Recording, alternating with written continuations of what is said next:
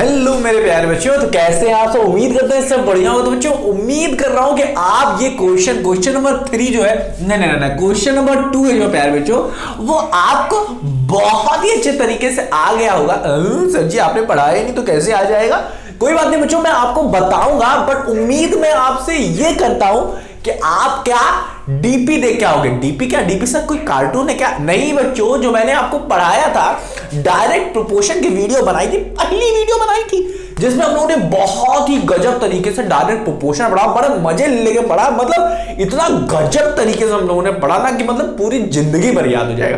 ठीक है, तो अब हम लोग देखते हैं क्या उसी डायरेक्ट प्रोपोर्शन का यूज करेंगे और भाई साहब हम लोग इस क्वेश्चन को फटाक से सॉल्व कर देंगे। तो कि बहुत सरल है क्वेश्चन, ध्यान से देखो।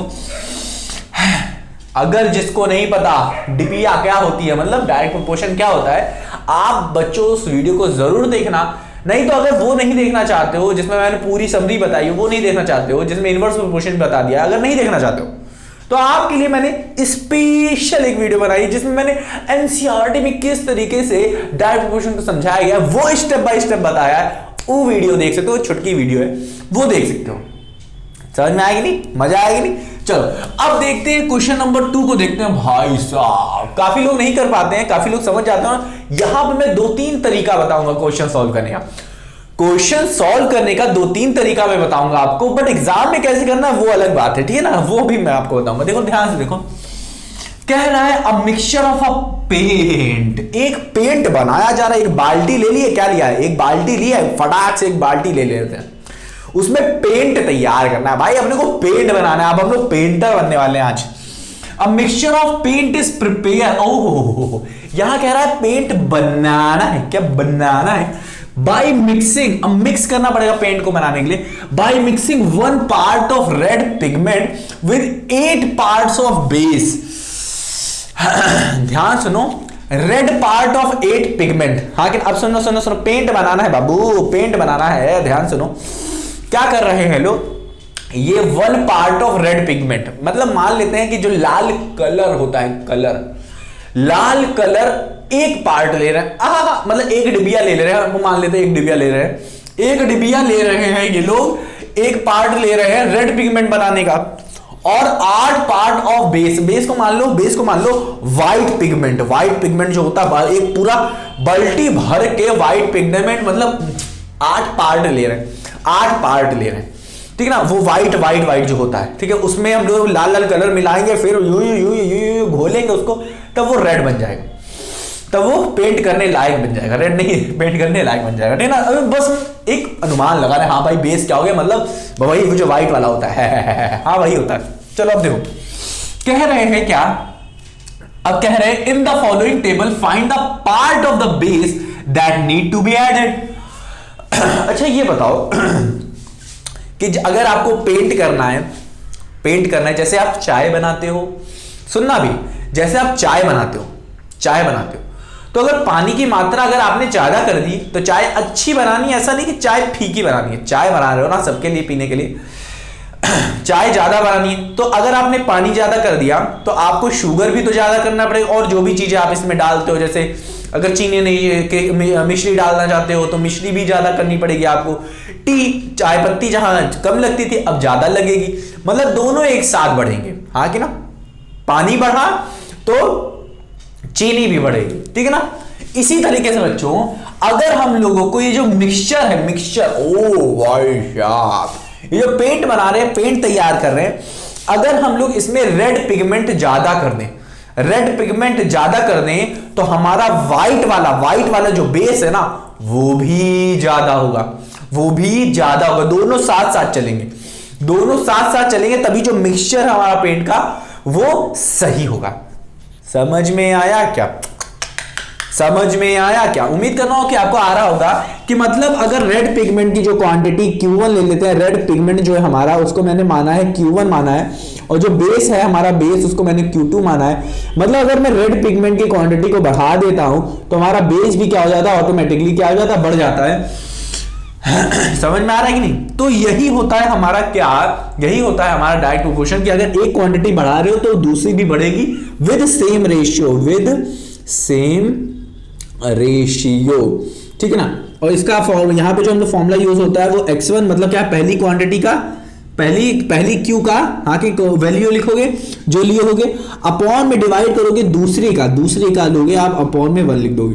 फिर वो कहता है कि अगर आपने इनिशियली मतलब शुरुआत में अगर ये लिया था और आप अगर बढ़ा रहे हो और इसको हाँ कि ना, ये भी बढ़ेगा तो ये भी बढ़ेगा, तो ये कहता है कि कुछ इस तरीके से बढ़ेगा कि इसका रेशियो हाँ का इनिशियल रेशियो और जो निकाल रहे हो उसका फाइनल रेशियो दोनों क्या होगा, दोनों को डिवाइड करोगे तो आंसर क्या आएगा, सेम आएगा।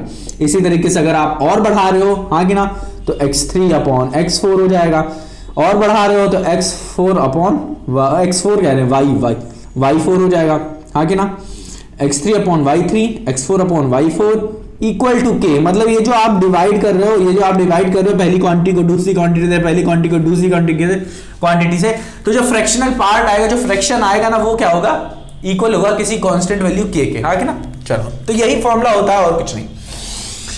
अगर मैं आपको बताऊं तो पहले तो आपको चेक करना पड़ता है, कभी भी कोई क्वेश्चन सॉल्व करो तो पहले चेक करो जो टेबल में जो दिया जा रहा है और जो क्वेश्चन यहाँ पे जो दिया जा रहा है वो डीपी में है कि नहीं। डीपी में है कि नहीं का मतलब है कि एक क्वांटिटी को अगर मैं इंक्रीज कर दूं, तो देखो क्या दूसरी क्वांटिटी भी इंक्रीज करेगी या नहीं करेगी। इस तरीके से आपको पता चलेगा कि यहां डीपी लग रहा है या नहीं लग रहा है। ठीक है, अगर करेगी ये आपको कॉमन सेंस लगाना है, अपना सेंस लगाना है। ये चीज देगा नहीं यहाँ पे कि डीपी लग रही है क्या लग रही है, ये कॉमन सेंस लगाना है आपको कि अगर एक क्वांटिटी बढ़ाओगे तो मिक्सचर को सही रखने के लिए आपको दूसरी क्वांटिटी भी बढ़ानी पड़ेगी। ठीक है ना, चलो ठीक है। इसी तरीके से अब हम आते हैं यहाँ पे, तो अब यहां पे मैं चाहूं तो डायरेक्ट आंसर निकाल दूं, डायरेक्ट आंसर, कुछ सॉल्व करने की जरूरत नहीं पड़ेगी क्योंकि मुझे पता चल गया है कि यहां पे डीपी लग रहा है। अब ध्यान सुनो, मैं डायरेक्ट निकाल के दिखाता हूं ताकि आपको मजा आए अंदर से एकदम तगड़ा वाला। अब देखो यहां पे एक क्वांटिटी ली गई थी, ध्यान से देखो, एक क्वांटिटी, हाँ एनसीईआरटी मतलब किस तरीके से एग्जाम में करना है वो भी बताऊंगा। ध्यान से देखो यहां पे एक क्वांटिटी ली गई है। अब ये मान लेते हैं x1 है और ये एक y1, तो यहां पे हम लोग पहले कंसीडर कर लेते हैं कि जो हमारा रेड पिगमेंट है ये इन वैल्यूज को हम लोग x लिया है, तो मतलब ये पहला x1 हो जाएगा, x2 x3 x4 x5, तो हम लोग मान लेते हैं ये x1 हो जाएगा, ये x2 हो जाएगा, x3 हो जाएगा, x4 हो जाएगा और ये x5 हो जाएगा हाँ क्या ना। अब अगर मैं इस पूरे को इसको बेस वाले को y मान लूं तो हमारा ये y1 हो जाएगा, ये y2 हो जाएगा, ये y3 हो जाएगा, ये y4 हो जाएगा और ये y5 हो जाएगा हाँ कि ना। और यही वैल्यूज हमें निकालनी है। इसका बहुत सरल तरीका, अगर जिसने डीपी पढ़ा होगा उसको पता होगा कि जितने गुना ये बढ़ता है, जितने गुना हमारा पहली क्वांटिटी बढ़ेगी, ये पहली क्वांटिटी बढ़ेगी, उतने गुना ये भी क्वांटिटी बढ़ती है हाँ कि ना। जितने गुना ये क्वांटिटी बढ़ेगी उतने गुना ये भी क्वांटिटी बढ़ेगी। ये इसी चीज का, यही जो मैं बोल रहा हूं अपने मुंह से, इसी चीज का यूज करेंगे यहां पे। ध्यान से देखो 1 से 4 बन गया, क्या हो गया, 1 से 4 बन गया, मतलब 4 टाइम्स हुआ है, 4 से मल्टीप्लाई किया तो इधर आ गया 4।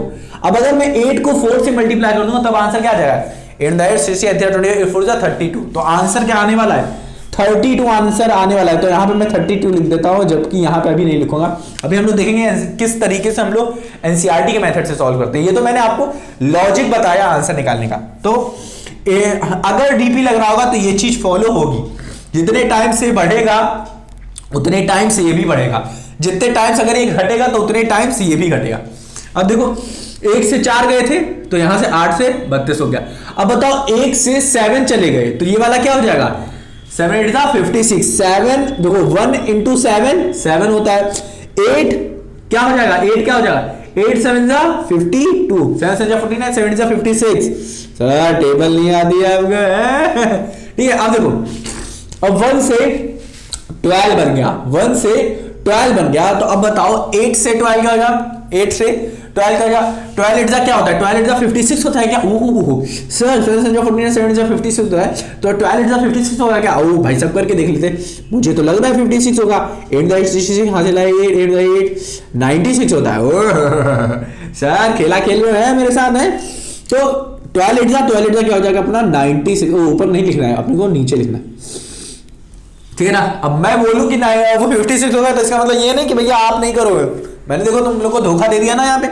अब देखो अब बताओ यहां से मल्टीप्लाई करेंगे। अब देखो 1 से 20 हो गया, ये 1 से 20 हो गया, तो बताओ 8 से कितना हो जाएगा, तो 8 × 20 कर दो। सर जी 8 इंटू 20 कर देंगे? नहीं, आपको टाइम्स देखना है, कितने टाइम्स पहली क्वांटिटी बढ़ रही है। तो ये क्वांटिटी पहली टाइम्स कितनी बढ़ रही है, इसमें कितना मल्टीप्लाई कर रहे हो कि ये 20 आ रहा है, बताओ। इस केस में तो 20 ही मल्टीप्लाई कर रहे हो, आने वाले जितने केस होंगे उसमें भी 20 से मल्टीप्लाई करो, ऐसा ना हो सकता है यहां से 10 से मल्टीप्लाई करो तब जाके वो मिले। तो यहां पे हमें कितने से मल्टीप्लाई करना है पड़ रहा है, 20 से। तो हम लोग क्या करेंगे, यहां से लेके यहां पे अगर आपको जाना है तो इससे भी हम लोग क्या करेंगे, 20 से मल्टीप्लाई करें तो 8 इंटू 20 क्या हो जाता है हमारा, 100 हो जाएगा। करके देख लो, नहीं होगा, ये होगा 160 होगा। क्या होगा, 160। तो 8 8 2 16, तो आ जाएगा 160। मेरा कहने का मतलब ये था कि आप देख सकते हो कि हम लोग इस तरीके से भी फटाक से आंसर निकाल सकते हैं, फटाक से आंसर निकाल सकते हैं। फटाक से क्या कहने का मतलब है कि रेड पिगमेंट अगर 4 यूज करोगे तो बेस हमारा 32 आएगा, अगर 7 पार्ट यूज करोगे तो हमारा बेस क्या आएगा, 52। 12 पार्ट रेड पिगमेंट अगर यूज करोगे तो बेस हमारा 96 पार्ट होगा। अगर 20 पार्ट्स अगर आप रेड पिगमेंट यूज करोगे तो 160 पार्ट ऑफ बेस यूज करना पड़ेगा। ये तो हमने निकाल दिया अपना ढांसू तरीका देख के। समझ में आया क्या, समझ में आया क्या? ये बच्चों, ये उनको समझ में आ रहा होगा जो डीपी का वीडियो देखे होंगे, फटाक से आएगा, फटाक से आएगा। अब देखो ध्यान से, देखो ध्यान से देखना, अब हम लोग सॉल्व कैसे करेंगे, एनसीईआरटी का मेथड यूज करेंगे, एनसीईआरटी का जैसे आपको एग्जाम में करना है। ध्यान से सुनो, हम लोग फॉर्मूला लाएंगे, फार्मूला लगाएंगे।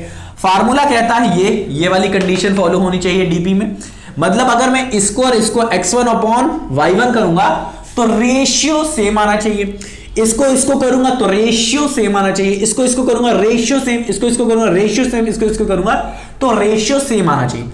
तो अपने पास क्या है, हमारे पास x1 अपॉन y1 का मतलब x2 अपॉन y2 का, x3 अपॉन y3 का और x4 अपॉन y4 का, और क्या है, हाँ x5 तक है, x5 अपॉन y5 का जो रेशियो आएगा आगे ना वो किसी कांस्टेंट वैल्यू k के बराबर होगा। हाँ भाई, ये क्या है हमारा एक कांस्टेंट वैल्यू, मतलब इसकी जो वैल्यू आएगी फ्रैक्शन पार्ट वो भी सेम होगा, इसकी वैल्यू जो आएगा वो भी सेम होगा, इसका जो होगा वो भी सेम होगा, इसका जो होगा वो भी सेम होगा।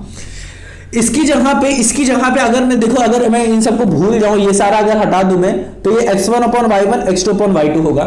तो इक्वल में पहले से ही दिया रहता है डीपी में, तो हम लोग क्या चाहें तो x2 को इस x1 के नीचे ले ले और इस y1 को इस y2 के ऊपर ले ले, तो एक और पे लिख सकते हो, एक और कंडीशन भी लिख सकते हो कि x1 upon x2 equals to y1 upon y2। अगर ये भी हो रहा है तब भी आंसर सही है, तभी आंसर ये क्या है, डीपी में है। तो अगर चाहो तो ये भी लगा सकते हो, ये भी, बट हम लोग लगाएंगे भाई साहब, ये लगाएंगे तो मजा यही आने वाला है यहाँ पे। तो हम लोग पहले निकाल लेते हैं, क्या पहला निकाल लेते हैं x1 अपॉन y1। हमें पता है x1 अपॉन y1 क्या है, 1 अपॉन 8 है। अब यहाँ पे देखो, ध्यान से देखना प्यारे बच्चों, हमको निकालना क्या है। अब याद रखना हमेशा, कान खोलो। अब हम लोग को रिलेशन देखना पड़ेगा। अरे वैसे इसको लिखने की जरूरत नहीं थी, हम लोग को निकालना है, ये y2 निकालना है। जब भी आपको ये इस तरह की कंडीशन दी रहे और आपको वैल्यूज निकालनी हो तो आप क्या करोगे, फॉर्मूला यूज करोगे, ये x1 upon y1 x2 upon y2, ठीक है ना, ये वाला फॉर्मूला यूज करोगे। और इस फॉर्मूले में आप क्या करोगे, एक ये रिलेशन हो गया, एक ये रिलेशन हो गया। आपको ऐसा रिलेशन लेना है बच्चों जिसमें आपको 3 वैल्यूज दी हो।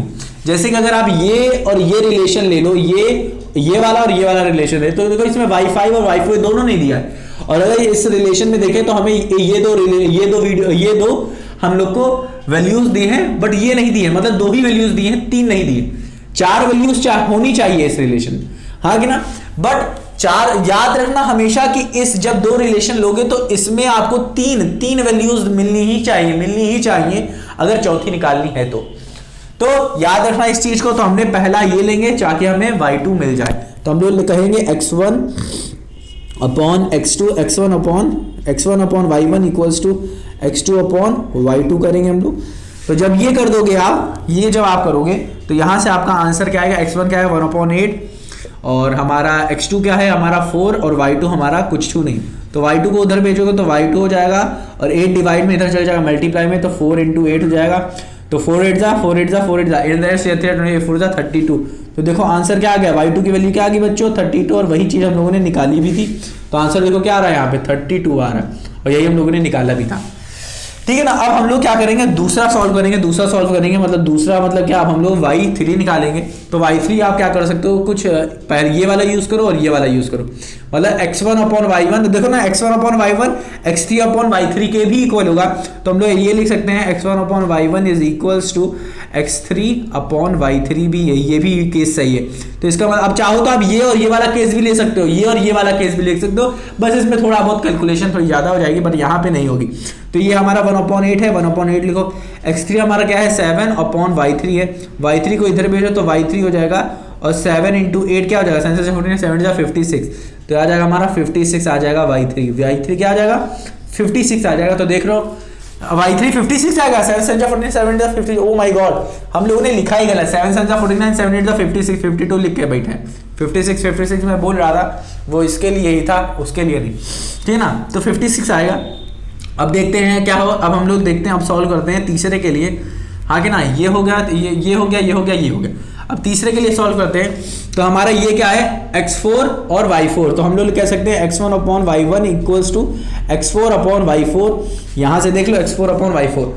तो हमारा x1 अपॉन y1 क्या है 1/8 है, x4 हमारा क्या है 12 है, तो लिखोगे 12 अपॉन y4 हमें निकालना है। y4 क्या है डिवाइड में इधर भेजोगे मल्टीप्लाई में, तो y4 हो जाएगा, और ये डिवाइड में इधर चल जाएगा मल्टीप्लाई, तो 12 8 आ जाएगा, 12 8 96, तो 96 आ जाएगी, किसकी वैल्यू y2 की आ जाएगी। तो इस तरीके से आपको सॉल्व करना है, क्या एग्जाम में आपको सॉल्व करना है, और फिर बाद में आपका आंसर क्या आ जाएगा, फिर आप लिखोगे, फिर यहाँ पे क्या हो गया चौथा, अब चौथा सॉल्व करोगे, यहाँ पे स्पेस नहीं इसलिए यहाँ पे सॉल्व करने क्या है, आप लिखोगे x1 upon y1 equals to x5 upon y5, हाँ कि ना। x1 की वैल्यू है हमारा 1 और y1 की वैल्यू है 8, 1/8 हो गया। x5 की वैल्यू है हमारी 2, तो लिखो 20 y5 की निकालनी है, y5 को इधर भेजोगे तो हमारा आ जाएगा y5 इज इक्वल्स टू 8 को उधर भेजोगे तो 20 × 8, और 20 × 8 क्या है 16, तो आ जाएगा 160 y5 की वैल्यू। y5 की वैल्यू आ गई हमारी क्या बच्चों 160। तो देखो सारी वैल्यूज वो सेम आ रही है ना, यहाँ पे हमारा 56 आ रहा है, यहाँ पे 96 आ रहा है, और यहाँ पे 160। तो देखना इतना सारा कैलकुलेशन करने की जरूरत भी नहीं थी, आंसर ही अगर सिर्फ निकालना होता, अगर हमारा मेन मोटिव होता, तो हम लोग बस क्या करते x1 को हम लोग देखते कि कितने गुना x1 हो रहा है यहां तक पहुंचने के लिए, x1 कितने गुना हो रहा है यहां तक पहुंचने के लिए, x1 कितने गुना हो रहा है यहां तक पहुंचने के लिए, x1 कितने गुना हो रहा है यहां तक पहुंचने के लिए, और फिर हम लोग क्या करते हैं उतने ही गुने से क्या करते हैं सेकंड क्वांटिटी को भी मल्टीप्लाई करना शुरू कर दो, आंसर फटाफट आना शुरू हो जाता। तो उम्मीद कर रहा हूं प्यारे बच्चों आपको समझ में आ रहा होगा क्या यहाँ पे हो रहा है। तो मेरे नन्हे मुन्ने प्यारे बच्चों आपको बिल्कुल अच्छे तरीके से समझ में आ गया होगा कि ये क्वेश्चन नंबर 2 हमारा डीपी का है, डायरेक्ट प्रोपोर्शन का है, जहां पे एक क्वांटिटी बढ़ रही है, अगर रेड वाला पेंट बढ़ रहा है तो हमारा बेस वाला पेंट भी बढ़ेगा, तभी हमें प्रॉपर और अच्छा मिक्सचर बनेगा पेंट का, और वो फिर क्या होगा दीवार पे अच्छे से लगेगा, नहीं तो पतला हो जाएगा या ज्यादा रेड हो जाएगा, तो फिर भाई तो ज्यादा रेड हो जाएगा तो एकदम लाल हो जाएगा कमरा, ठीक है। और मिक्सचर अच्छा होना चाहिए, तभी तो अच्छे से चढ़ेगा भी और अच्छे से लगेगा भी कलर, ठीक है ना, अच्छा लगेगा, नहीं तो फिर भाई मजा नहीं आएगा। तो मजा आना चाहिए, इसीलिए हम लोग डीपी यूज करेंगे, सेम क्वांटिटी में होना चाहिए। तो मेरे प्यारे बच्चों उम्मीद करता हूं आपको समझ में आया होगा ये क्वेश्चन नंबर 2 बहुत सरल था, अगर आपको डीपी पता है तो। अगर नहीं पता तो मैं फिर से कहना चाहूंगा कि आप पहली वीडियो या दूसरी वीडियो वो जरूर देखो जिसमें मैंने डीपी मतलब डायरेक्ट प्रोपोर्शन और इनवर्स प्रोपोर्शन बताया है आपको। अगर नहीं देखना इनवर्स प्रोपोर्शन साथ में, तो आप क्या करो डायरेक्ट प्रोपोर्शन वाली वीडियो देखो, जिसमें मैंने आपको अच्छे से समझाया है कि भाई साहब डायरेक्ट प्रोपोर्शन क्या होता है, एनसीईआरटी में किस तरीके से समझाया वो बताया, ठीक है ना। अगर मानो मेरी बात तो पहली वाली देखो, इनवर्स और डायरेक्ट दोनों समझ में आ जाएगा। तो मेरे नन्हे प्यारे बच्चों मिलते हैं अपनी अगली वीडियो में, अपना ख्याल रखना और इसको रिवाइज करना मत भूलना। तो अपना ख्याल रखो, मिलते हैं अपनी अगली वीडियो में।